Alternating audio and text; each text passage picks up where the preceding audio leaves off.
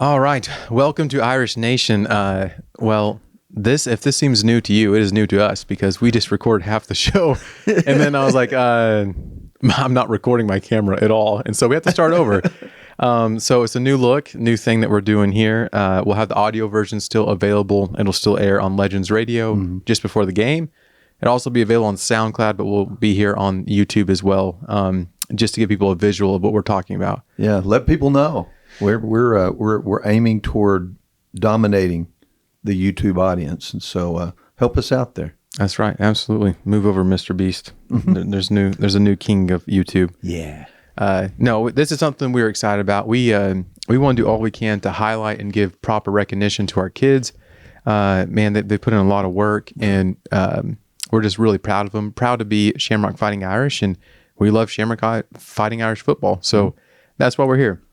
Loaded show. What we're going to do is we're going to discuss our playoff system and how it is broken. We do have a solution for it, but something's got to change. And then we have a schedule preview, full breakdown, pre-district and district breakdown of the teams we'll be playing. And then some news around Shamrock. Two of Shamrock's Fighting Irish alumni are making big waves on the college scene in collegiate football. So we'll talk about that. Then we'll also look at our keys to success for the season. We'll look at some under-radar players, breakout players, and then what do you look forward to the most for the season? But starting it off, I'm hoping I get this all right. So starting it off, we have, Justin Moon, Sul Ross University in Alpine, Texas. Last year, he was on the roster there. They had a lot of depth at tight end, so he mainly played special teams, kickoff and kick return. Right. He's had a full camp this summer. Looks really good. Is in shape. He's putting a lot of hard work. Everything I'm hearing, it looks like it's going to be a really good season for Justin Moon, and we expect to see him more on the offensive side of the football. Mm-hmm. But yeah, I was just mentioning earlier that Justin's always been a big, strong-looking guy, but now he looks like a college football player. Yep. You can tell he's been working hard. And I think it's showing. You put in the hard work, you get the good results. And so we're looking forward to some good things from Justin. Absolutely. We're excited for that. And then all the way in Oklahoma at OBU, Oklahoma Baptist University in Shawnee, Oklahoma. The mighty Bisons. That's right. They are now. They have Caden Pitbull Peavy, and he has impressed. So I think impressed is probably that's probably a weak way to put it. He has done about as good as you can in a freshman campaign. He got in there, and as Caden always does, puts his nose down. Is that a saying? Put his nose down? Put his nose to the grindstone. I don't know. As long that's as not he's not putting his nose up in the air. There you go. Yeah. All I know is he's put in the work. And so they had a scrimmage in Caden's very first carry. He took for 52 or 51 yards for a touchdown. He's impressed. He split carries in that scrimmage. And now he's on top of the running back depth chart. They have 10 running backs, and a freshman is on top there, which there's a lot of competition. Mm-hmm. But man, I'm very excited for him. I'm excited for their opener. I think they're playing August 31st. Yes. And so I'm really excited. But man, doing big things. It's pretty cool to see. Only 2.6% of kids that play high school football go on to play Division II football, and the fact that we have two of them. It's pretty impressive. Mm-hmm. Not too bad. It's good. Sul Ross is D3 now, but they're moving to D2 next year. Right. So congrats, Justin Moon, Caden Peavy. Keep up on the work. We're rooting for you here in Shamrock. Love following and seeing what y'all are doing. It's pretty great to watch. Yeah. I'm very proud of you. Good job, guys. And then, so what we're going to move into here, and I may be on my soapbox a little bit, but our playoff system, and I've heard a lot of different people give solutions. I've heard a lot of people say, well, we just need to go back to two teams, one team even. I think, in my opinion, we need to ditch districts for district titles, but it comes to playoffs. Dave Campbell's rankings has very good rankings. They look at strength of schedule. They don't just look at records. I think we need to just pull the rankings for the region, and that's how we select the teams. And the reason I say that, if you look at Region 1, so we're 2A Division 2, Region 1. Mm. In Region 1, we're in District 1. So you have, these are the rankings of what the teams finished last season. Wellington finished ranked 5 in the state. Clarendon, 17. Shamrock finished 25. And by the way, first time we finished in the top 25 rankings since 1995. And then you have Memphis at 62, Quanah at 66, and then you have Wheeler at 82. And then if you go to District 2, you have Sunray ranked 11, Vega ranked 19, Groover 45, Booker 57, Boys Ranch 61. So those two districts will be the teams that play each other in playoffs. And it's loaded. District 1 and 2 are loaded. Sunray, also a note on that, they were ranked inside the top 10, but the last game of the season they lost to Vega, which dropped them a little bit. But so you look at District 1 and 2, very good districts. District 3 and 4, they have New Home. From between these, there's New Home there, which is legit. The rest, there is not any good teams, very good. There's not any mediocre teams. It is like hot, steaming garbage. It is awful. Really, really bad. And the reason why this is important is because something, and this is how you know the playoff system is broken. How many times do you hear, if we can just get past the first round, man, the second round would be a whole lot easier. That's not good for, I don't think anyone for playoffs for Texas football say that's good. You want the games to be more competitive as you go on. And so I don't think that's a good system. I don't think, there's something that has to change, and I'll explain this. District 3, district champs for Sudan, or for district champs for District 3 was Sudan. They are ranked 44. Put that in perspective. If they were in our district, they would be the 4th seed, the district champs of District 3. They finished 9-3, got a playoff win, went second round in the playoffs. To put things in perspective, we played Bovina last year and we beat them 44-0. Sudan barely beat Bovina. It was like 22-24, beat them by like 2 points. Hardly could get past Bovina, which we beat blanked 44-0. And so that's a little bit frustrating for me. And then you have, and the rest of the District 3, so you have Sudan 44, Rawls 49, Bovina 55, Health Center 51, Lockney 79, and Crosbyton 96. And then if you go to District 4, so we have New Home sitting at the top. They're ranked 9, legit team, good team, nothing you can do about that. But I want you to listen to these rankings. You have Seagraves finished ranked 59, Ropes 68, Plains 80, Smyre 84, Morton 93. Plains made the playoffs ranked 80. To me, we need to ditch it when it comes to taking, instead of the top 4 teams from each district. Man, we just look at rankings from Dave Campbell's and we take the top teams in each region based on Dave Campbell's rankings. And you can say 2 teams, you can say 3, you can say 4.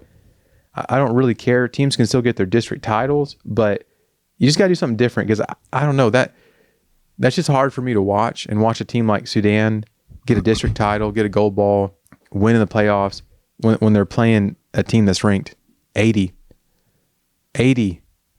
in the state. I don't know. So you tell me, would that solution work? What would be the problem with that? Do I need to write UIL or no? Well, you won't have to write them, because I'm sure that they'll be in the audience. Of this show. Exactly. Yeah. They're listening right now. I'm sure. But yeah, I mean, I get your frustration, and I see the inequity of it, the unfair nature of the whole thing. But I guess I just look at the logistics. I think the logistics would be really hard. You're talking about if it's going to change up travel. A lot of travel. A lot of travel. And then I also think you're dealing with the way things have been traditionally done. And anytime you start stepping in and changing tradition significantly, that's an uphill battle. And then you're going to have some people who are going to say strength of schedule and all that. Yeah, but it's still subjective. That's right. Not an objective way of looking at it. So I think you've got some arguments that you'd have to work through, but there does need to be a solution, because what this really boils down to is this is an unfair advantage to certain teams, and you don't want that either. I wish I had a solution. You've got one that might be workable. We'll see. I don't know about that. I doubt it takes off. I think it's wishful thinking, but I don't know, because I've heard people say, oh, just take the top 2 teams. But if you look at our previous coach, Jeff Caffey, he went to Colorado City, in their district in 2A Division 1. Man, they got Hawley, who's state champs, went 16-0. They got Cisco, that was ranked second in state. And then they got Stanford, which will be probably top 10 team this year. They were ranked in the top 25. Then they have Alumni, which is ranked in the top 25. So 4 teams all in the top 25. 2 of them, the 2 best teams in the state. So do you shaft those other teams in the top 25 just because they're in district with the number 1 and number 2 team in state? I don't know. I'm just, for me, I don't think, and it's not healthy, and it's not just saying, oh, well, it's because you're in this district. I want playoffs to get better as you go on. It should never be said, oh, if we can just get past the first round, it'll be a lot easier. It should get harder as you go. And so that's my rant on that. I just, man. Yeah, let us know in the comments what's your solution to that, or does it bother you, or is that something that we need to think about and see if we can come up with solutions? Tell us what you think. Absolutely. Maybe you got a better solution to it. I know the way it is. It's kind of hard to watch. So that's enough of that. Let's get into our pre-district preview. Go through our schedule. Sundown is number 1. We'll talk more about them a little bit later because that's going to be our game that we're going to preview. But as you know, if anyone knows Sundown, huge team, well-conditioned. Strength and conditioning, really, really big there. They're huge in powerlifting. They're usually always state winners or competitors in state. They're a bigger school than us, but they're just very, very large and a tough team to play when you're a smaller school. Love the challenge, but that challenge is definitely there. That game is actually being played in Lockney. We played in Kimbrough Memorial Stadium last year. So there's something that Sundown can do that to us that they can't do with other teams that are in the same classification. By the way, they had 115 kids in their band last year. We had 114 kids in our whole school. So put things in perspective of the size difference of schools. So Sundown, what they did with us is they rotated big old boys on D-line, O-line. They wore our guys out. And, you can play that game whenever you're playing other teams at their level and they can rotate. We can't. That was something I saw that they did very effectively. And they had snap counts for all their guys. Right. And they were putting fresh legs. That was tough. And they like to play keep away. They do 3 yards at a time. They like to own the time of possession. So that'll be an interesting game, and we'll talk more about that here in a little bit. But week 2 is going to be WT High, West Texas. They have a new coach, Jeff Smith. He comes from Hell Center. It's been a bit of a struggle at Hell Center as well. But he comes in, new coach, new look, new motto. See what that does. Last year, I don't know. WT has been a team that has really been kind of a one-player team for a while, and usually it's the Cruz kids. They had Avian Cruz for the longest time when they were really good. But they have those Cruz boys that do really well, and they kind of lean on them. Well, last year, this is where it kind of goes bad, is they were leaning on, and I can't remember his name. He was a Cruz as well, but he was hurt for most of the season. So losing your best player is tough, and that's a hard thing to recover from, especially when you have a whole lot of numbers. So I don't know really I don't want to be too critical because that's a big loss. It'll be interesting to see. You got a new coach, you got a new system. I don't know what they'll turn out or what they'll have. And so that'll be an interesting game. There's kind of a lot of unknowns with that one for me. They're in such a tough district. Yeah. And so it's going to be, I hope the best for them. It's going to be a tough year, I'm afraid. Yeah, I agree. Now a team that this is kind of on the opposite end of that. You have Highland Park. Man, I'm pretty bought in on Highland Park. Yeah. Ty Stout's the real deal. Ethan Milner, a friend of mine, played for him back in the day, and he loves Highland Park. He loves that area. He's sold there, and he is big on strength and conditioning. They got a great powerlifting program. They have a full summer now, and I think that was probably their issue last year. They could perform on offense. I just don't think they have the physicality on the defensive side. That's exactly right. I actually got to go watch them scrimmage. They scrimmaged Wheeler in Highland Park. Looked really good. Very good. Their quarterback, Brady Thompson, he's the real deal. Gunslinger.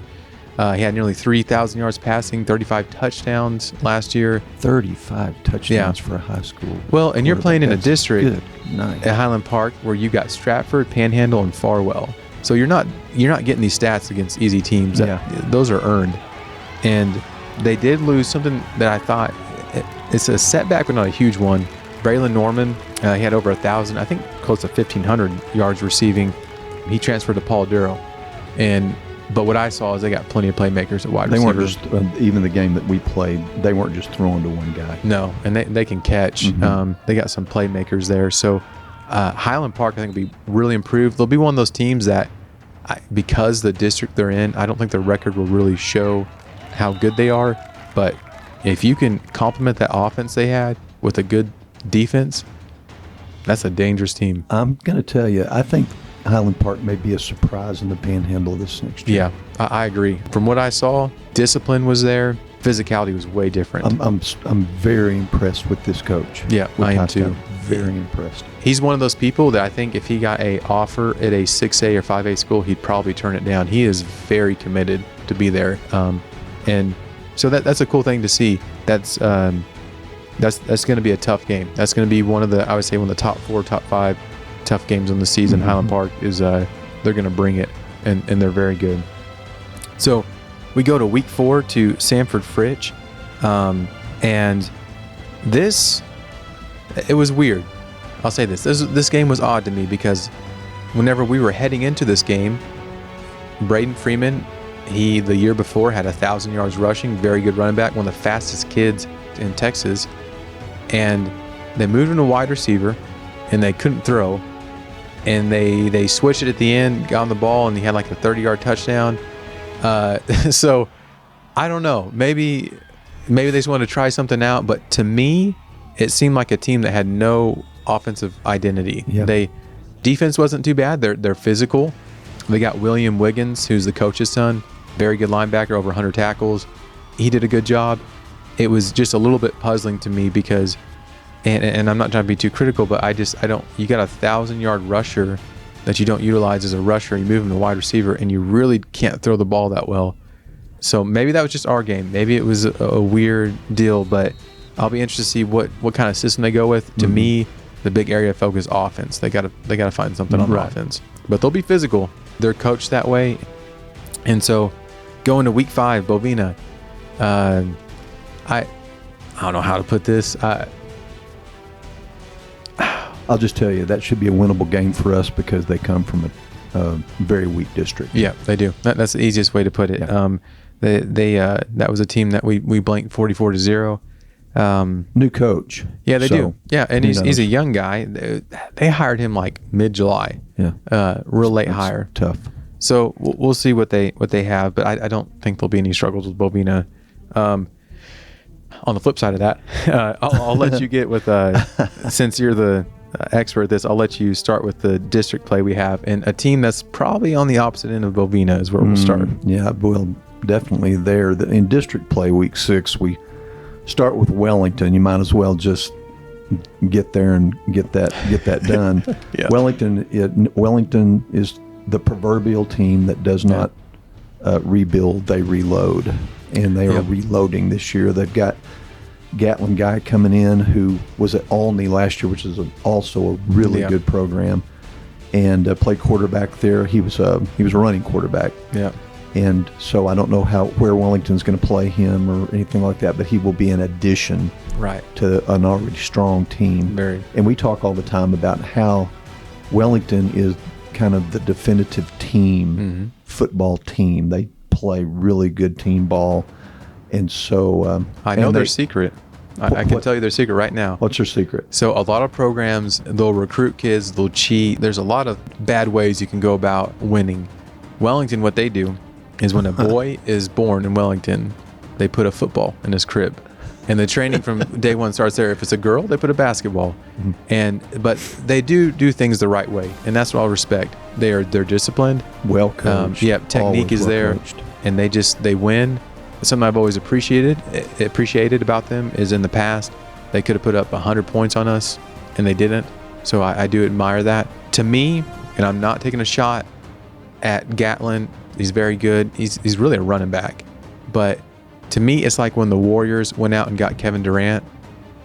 Like, okay, that helps a little bit, but the team's already got championships. Yeah. This team, they're going to win a championship anyway, right? For real. So if you put, to me, really, the coaching is so good, you can plug any kid into that system, and they're going to thrive. The thing that always impresses me about Wellington, and this sounds so kind of like shtick, but fundamentals. Big time. Man, they are just Fundamentally a sound. very fundamentally sound football team all the time. Without a doubt. So that's week 6. Week 7 will be against Wheeler. Wheeler is going to be greatly improved. Yeah. Greatly improved, I believe. We watched a little 7-on-7. They've got some challenges, but they've got some good athletes in their skill positions. They do. One of those is Creed Newkirk.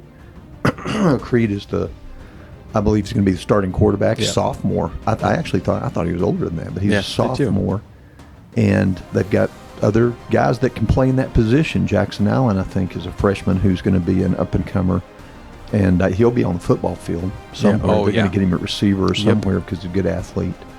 And then I think probably a surprise this season, something that he's going to come in and people are going to wonder where he's been. He was injured most of last year, and that's Julius Atherton. He's a good running back. Very good. Runs hard. And so he'll have a good year as well. They have a 6'5", 215-pound sophomore tight end who can catch the ball. Very good. In Jackson Graves. Good guy, high quality, high character guy. Very much good so. Hard player.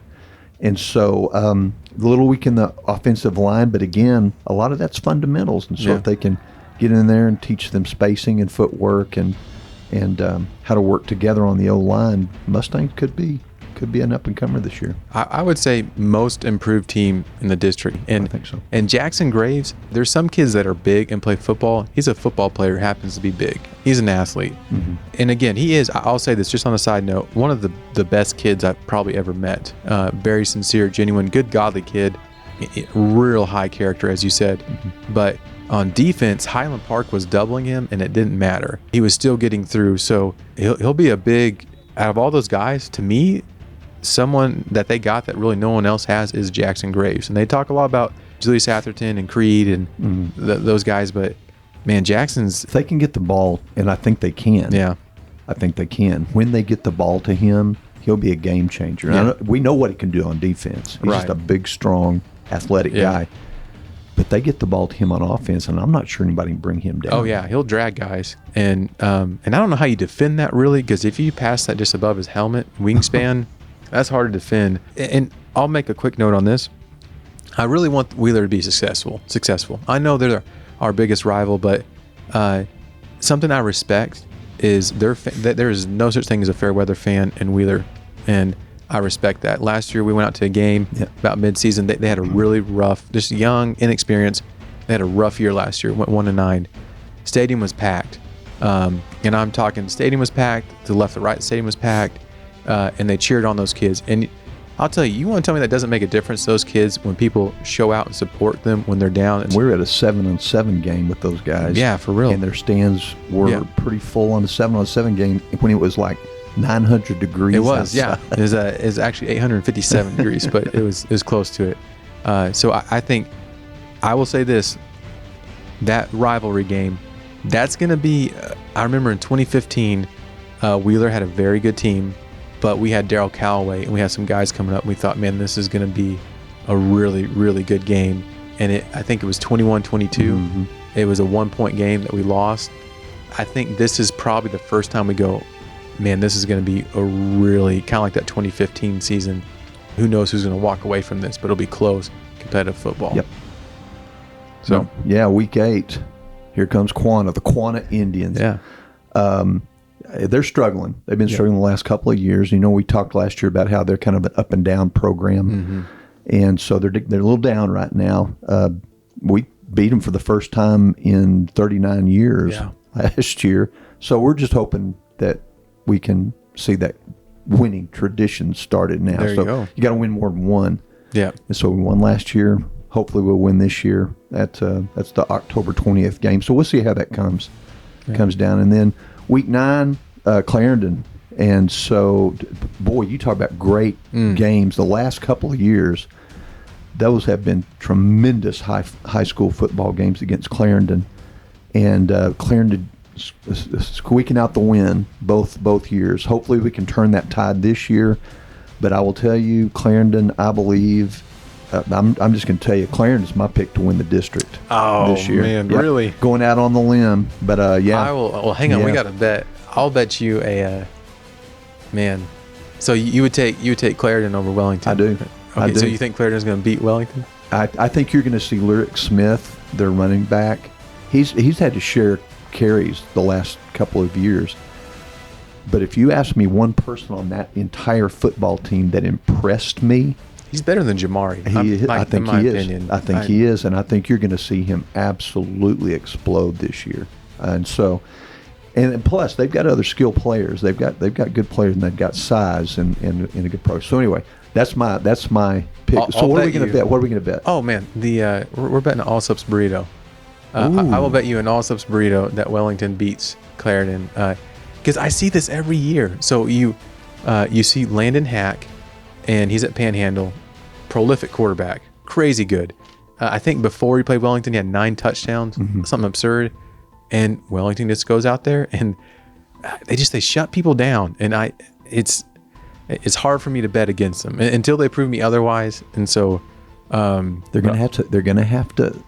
Clarendon fires on all cylinders. Their quarterback, goodness. Howard. Yeah. How can I forget Howard? Right. Yeah, there you go. That's his nephew, by the way, that he didn't remember. yeah, I don't know who, but I think he was a decent passer last year. So they're not a one-dimensional football team, and I think you can't be one-dimensional with Wellington because they'll find that dimension and shut it down. And what you're saying makes sense. They got athletes. When you look at film and you look at it on paper, you go, Clarendon's got a shot, and especially Lyric Smith. But it's, man, I know until somebody does it. Yeah, it's got to be Wellington. I mean, right. But I think maybe Clarendon is the team to do that this year. And they're winning program as well. So I think that's good. But it's going to be a good. It's always a good game with our guys, and our guys will show up for that. We've got Memphis in week 10. I was stunned, to be honest with you. We were there on senior night last year, and they're in Memphis, and I had no idea how many of their players were seniors. They lost a lot of seniors, and so I think they're going to be struggling a little bit this year. But those young teams, they either find identity and kind of get their feet under them and do well, or they struggle.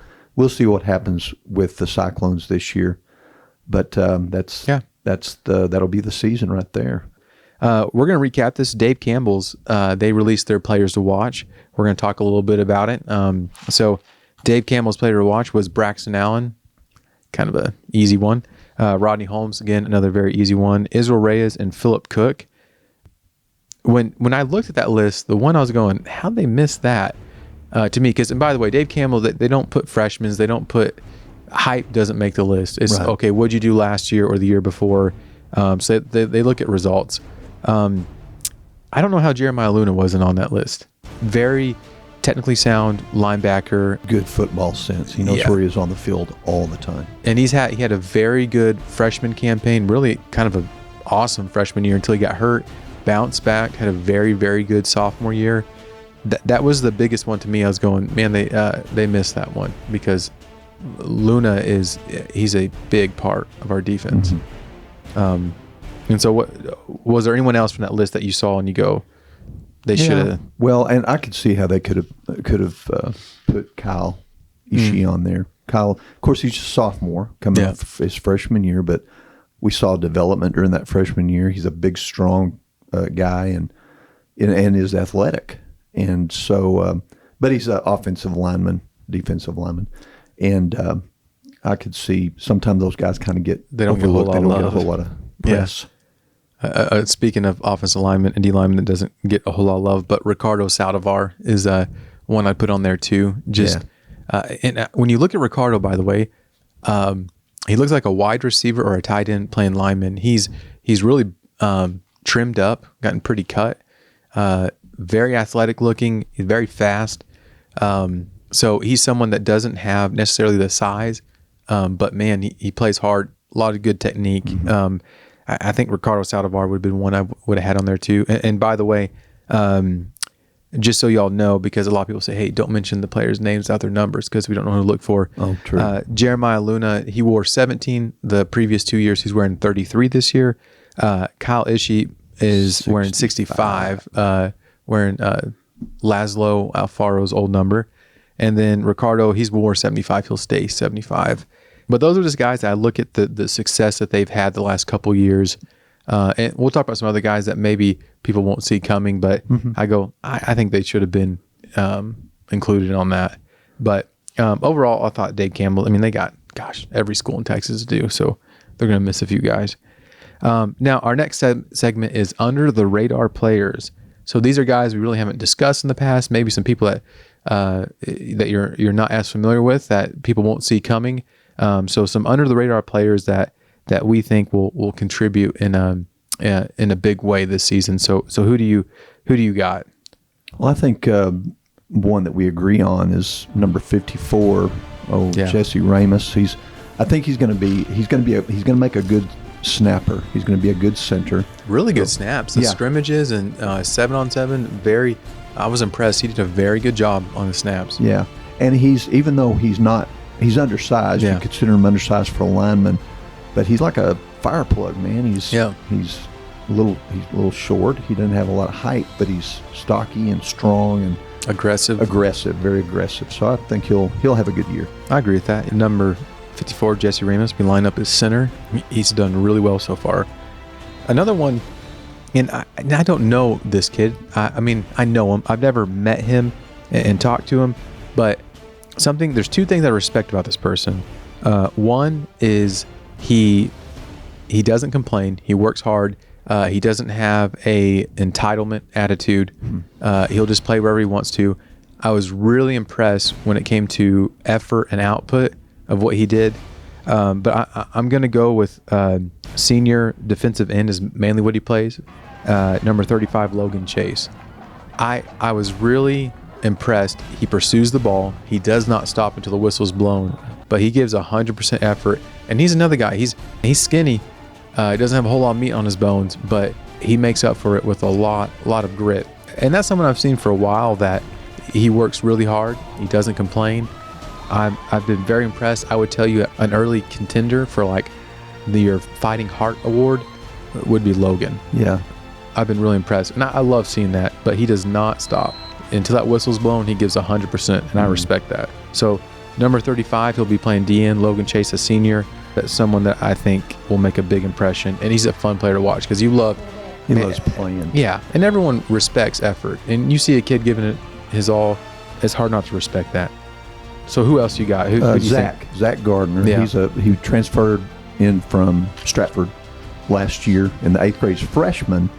Doesn't look like a freshman. No, does not. Doesn't play like a freshman. He's a running back. He'll also be playing defensive end. Number 8 will be his number, but he'll be a player to watch. Let's see how Zach comes in and plays. He's a good guy. Very intelligent. Yeah. Very intelligent football player. Does not seem like a freshman. No, he doesn't. High football IQ. He plays really well. Does not carry himself like a freshman. Good athlete. Yeah. He lived here a little bit. I think moved away 3rd grade year. So glad to have him back. But he's impressed me quite a bit. Yep. You also, I'll throw in there senior Caleb Ball, someone that also has played positions that have had a lot of depth, and so hasn't really got the opportunity because of the players ahead of him. But be interested to see. He's got the size, got the strength, got the athleticism to see what he does and where he plugs in and finds it. Maybe on the defensive side, offensive side, it'd be interesting to see. And then I think another one would be Gunnar Turan, junior, number 12. What I love about Gunnar is he hits hard. Man, he hits hard. We talked last year about that one scrimmage hit that he had against Sayre, and we're like, my goodness. But he plays aggressive. He knows how to utilize his body, and he plays bigger than what he is. So I like watching Gunnar play. I think Gunnar will be someone, number 12, that a lot of people will start to notice as the season goes on. So those are our under-the-radar players. And we have another category of breakout players.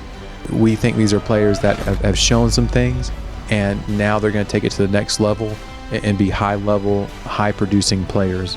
And so I'll let you take that list or see what you think of that. Yeah, these are some of the guys that we've discussed. And this is no surprise. I think this is going to be a good year for Leighton Gilbert. Oh, yeah. Number 21, running back, linebacker. He's an athlete. He's like a lot of the guys on our team. He's a little bit undersized, but he's strong. He's extremely fast and plays hard and has a good football IQ. Yeah. Colt Machina, that's a name that, the last name you should recognize, but you're going to recognize his first name. Yeah, after this year too. He's another sophomore, playing some quarterback, wide receiver. I think he's one of the guys we're going to want to try to get the ball in his hand. Yeah, any way we can. Josh Whittington is another sophomore. That's a good class. Yeah, good athletic class. Absolutely. And so number 15, Josh Whittington's coming back off of injury, but he's looking good. He is. And Rippy Owens, same thing. He's a junior, a little older, but he's had some injury bug, but good athlete.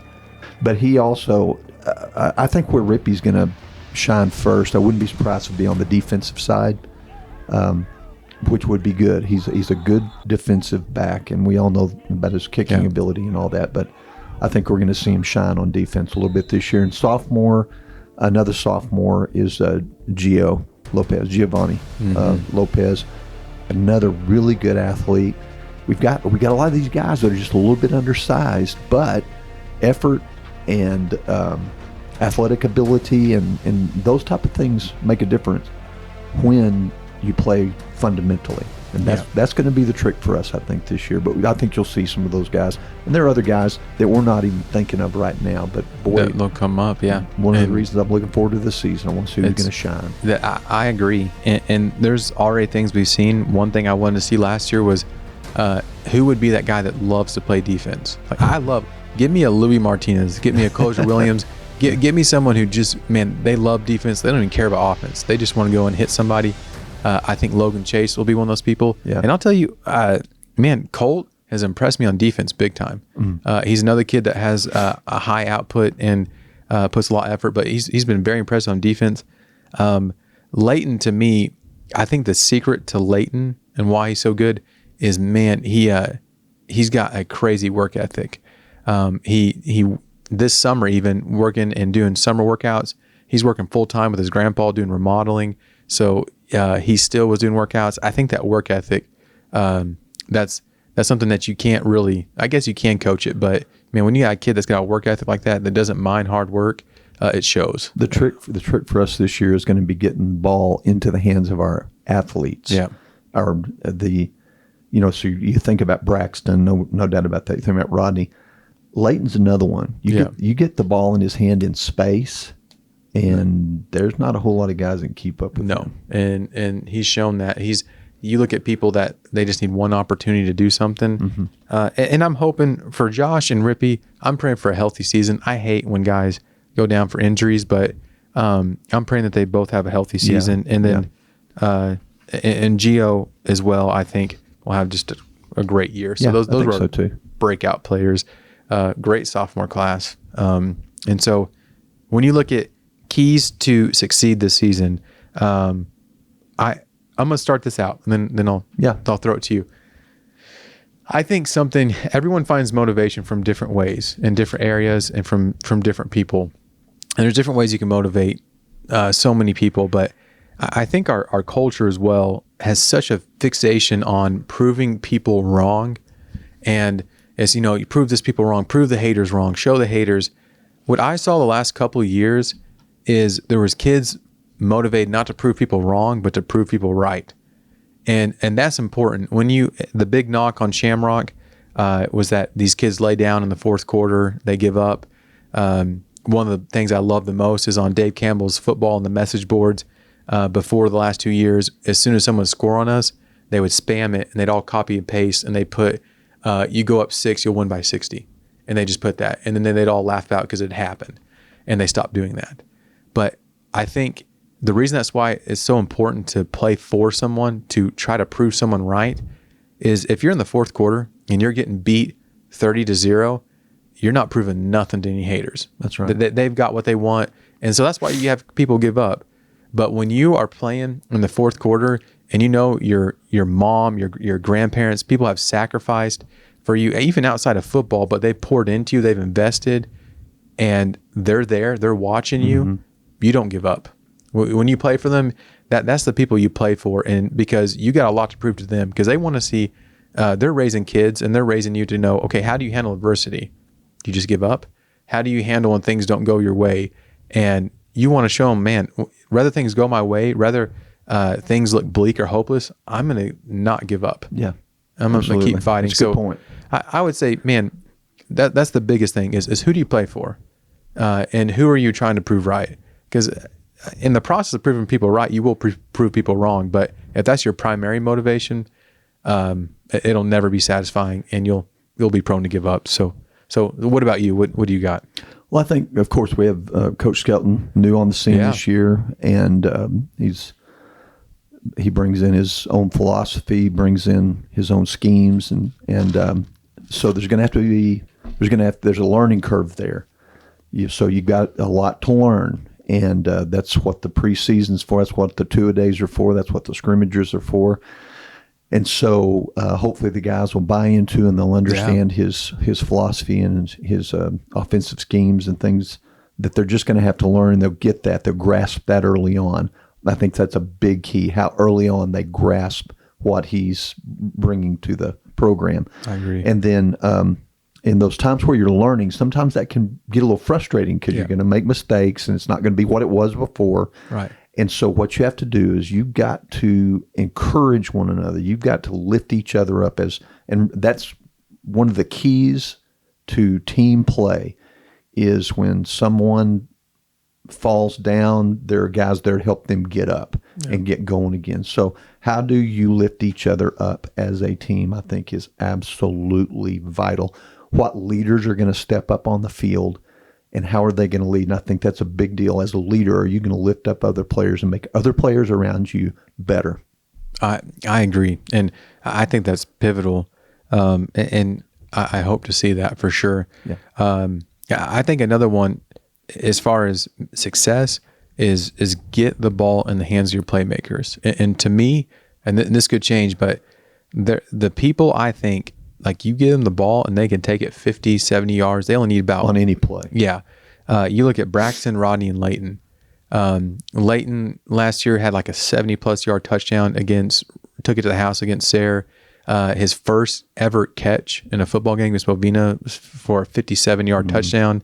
And we already know what Rodney and Braxton can do. So to me, man, you get those guys opportunities, they'll take advantage of it. I'm just going to say I think for Shamrock, we can't live in the past. We learn from the past, but we can't live in the past. It's this year, and this is a new team, and so just be who you are and enjoy it. Right. It's a game, man. Yeah. Get out there, play hard, enjoy it, encourage one another, but let this football season stand on its own. And again, we've got the athletes. We're going to be undersized. We're going to see almost every team we play is going to be bigger across the front line than we are. The way that you win those type of football games is you focus. You do not get penalties. Yeah, no offsides, penalties, nothing. None of those where you lose your focus. And you can't have that. So you got to play good, clean, fundamental football. And even if you're undersized, all you've got to do is hold that block. Hold that block for 2 seconds. Hold that block for 3 seconds. And with our playmakers, you can get it down the field. What do you look forward to the most? And I'll start this out. I love our band. I do too. Oh my gosh, our band. It's been a lot of fun. Man, we've had. I mean, this is not opinion. This is fact. We've had one of the best bands for the last couple 2-3 years in all Texas 2A. And so we get a new band director in. I can't think of his name. I apologize. Glad to have you here. I know that's not very formal. We'll do better next time. I've heard great things about him. I can't think of his name. But we got a new band director. Another element I think makes Friday night so great is our cheerleaders. We got, and I'll say this year after year, we've continually had the best cheerleaders that really care about the game. They care about getting the crowd involved, lifting the spirits of the players. They do their job very, very well. Good cheers. And we have a lot of new faces, a huge class of freshman cheerleaders. Yeah. You got Addie Jernigan, Aspen McAllister, Kaylee Glass, Skyland Lawyer, and Cashlyn Robertson. Yeah. They join Riley Fulbright and Maddie McAllister, and then senior Addie Brightshoff. And those cheerleaders are awesome. Those girls, and I'm telling you, I could never be a cheerleader for more ways than one. But if I have a bad day, I'm one of those people that my bad day shows. And I know these girls have to have bad days, but they still come, they put on a smile, they cheer other people up. And that's a hard thing to do, because you can do great cheers, you can do great stuff, but if you don't have a smile, people go, oh, look at this person. They look miserable. So props to you girls for always, bringing that attitude of positivity and uplifting, encouraging. That's honestly been something that I think is really unique about our girls. And they're real selfless and wanting to cheer and get everyone happy and lift their spirits. So we have great cheerleaders. Yeah, this last one is one that I didn't think we were going to get to see, to be honest with you. When Terry Minifield went down last year with a significant injury, a knee injury, and diagnosis and how do we treat this and all this. We just didn't think we would see Terry again on the football field, which is a sad thing because he's a tremendous football player. Unbelievable. And it looks like he's going to get to play. It's I think district is when they're going to bring him in. Is that right? Which should be good. But but I'm looking forward, just from the standpoint of he has worked so hard, and this is his senior year, and we want the best for him, and certainly want him to do the right thing with the injury and all that. But he's just been such a force on the football field, and he just loves to play ball, and he's so fun to watch. And so I'm glad that there's this good possibility he's going to get to play. I agree. And he's someone that I feel like never has gotten paid his dues. And correct me if I'm wrong, but he didn't make all district linebacker, right? I don't think he did. I feel like he didn't, but he had over 100 tackles. And he is the way he plays.